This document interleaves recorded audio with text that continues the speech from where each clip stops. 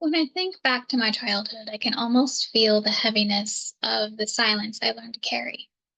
Not the peaceful kind of quiet, but the kind that soothes you when the world sleeps, but the thick, pressing silence that told me loud and clear, your feelings are too much. Don't let them out.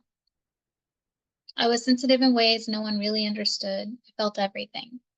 The moods of people in the room, the hidden pain of my friends, the subtle energies of strangers. Now, mind you, at the time, I didn't know what this was. It's not until much later in life that I figured it out. And I carried it all in my chest like stones, but I couldn't explain it. Nobody wanted to hear it anyway. And so I learned to hide. I learned to mask. Sometimes I wonder how I even survived those early years. Tears would come unbidden, but I swallowed them, shoved them into a place I couldn't reach. Anger would flare, sharp and hot, but I folded it neatly into my ribs.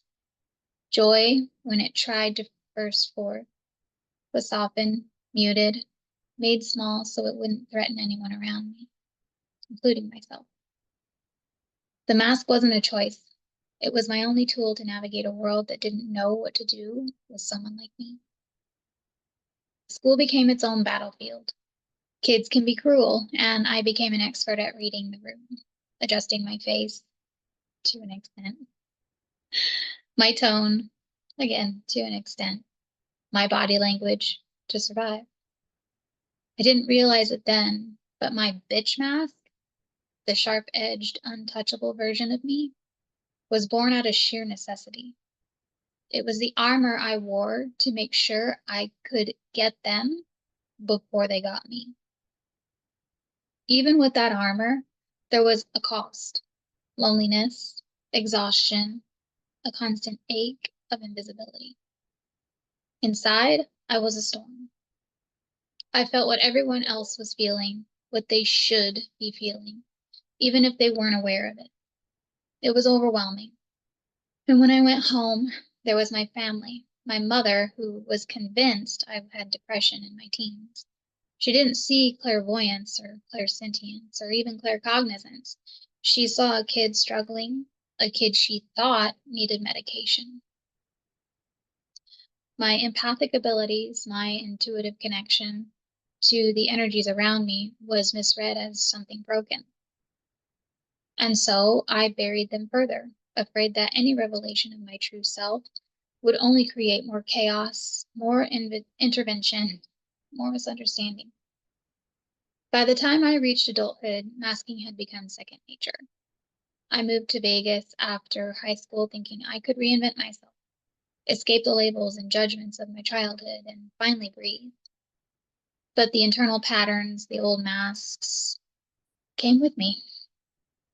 New traumas emerged, more complex, subtler, and all the while, the hidden aspects of myself, my clairs, my sensitivity, my neurodivergent wiring, which again, at this point, I didn't really know about. This is a look back from neurodivergent life. We were still locked away. I couldn't risk revealing them. Less than a handful of people had glimpses of that world within me, and even then, I had learned to not fully trust anyone with it. The ex I had in 2020 had known some of these gifts, or at least known about them. I had told him. We had known each other for 17 years, and during the relationship, he dismissed my abilities outright. You're delusional to believe you are special enough to have gifts like that, is exactly what was said to me. At first, it stung, but it also triggered something deep inside me, a refusal to hide any longer, even if I didn't yet fully understand why I was masking. Then came 2023, another relationship, another mirror showing me the parts of myself I still hid.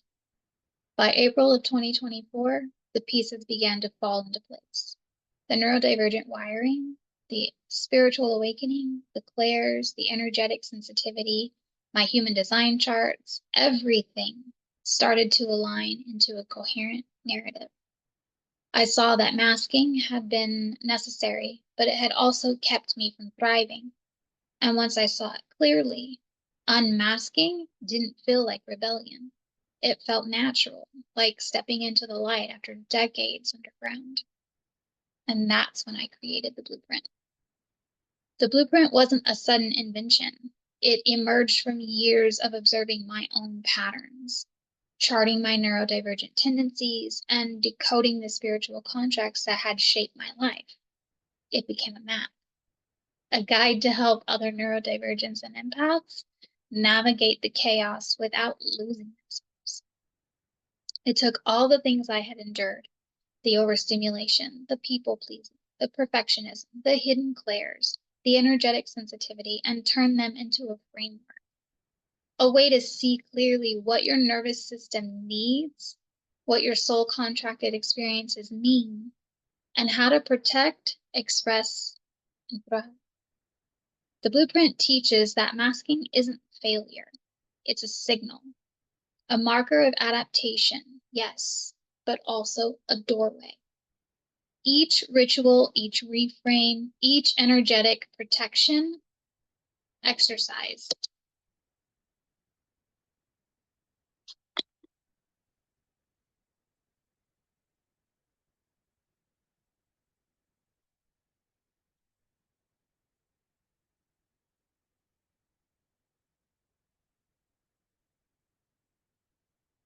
Oh, I guess it didn't pause. That's going to be in there.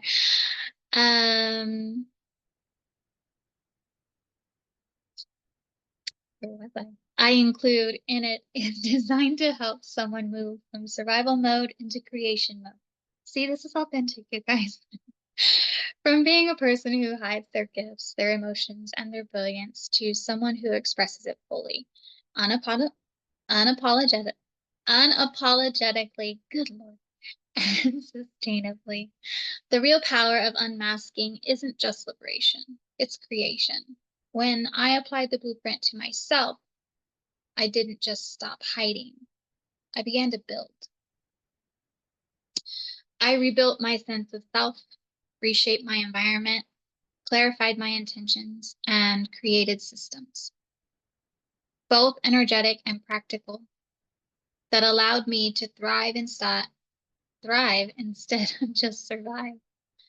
Each insight into my nervous system, each alignment with my charts, each ritual becomes a tool.